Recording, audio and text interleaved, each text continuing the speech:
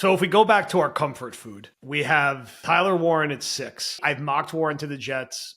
For really outside of Graham, he's the guy I've talked about the most as being the pick, something that I'm comfortable with.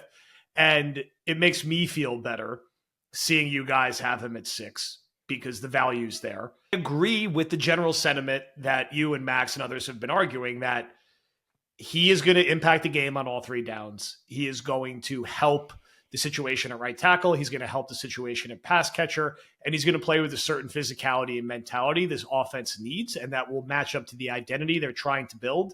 And he's also one of the 7th best players in the class, so taking him at 7 is totally reasonable. You could make a very fair argument that they should just get the right tackle. It's why a lot of us, yourself included, have also mocked Membu to the Jets at 7, who is number 9 in your big board, and compared to Christian Darrisaw, a guy that we actually get a question about this we'll address in War Room, looking at the AVT trade in retrospect, that maybe in another world could have been on the Jets, and now maybe this is your chance to go get that guy. And then you skip a little further down, and only a little further down. Banks is right at 14, where 7 to 14, it's not the best, but it's also not a massive gap where you're going to be freaking out about that. And also begs the question, could you trade down for your 4 spots and still get him? Tet sandwiched in there at 11 with the Cortland Sutton comparison, a player that both of us like and have often discussed the Jets trying to trade for. This would be a way to get a younger version of him.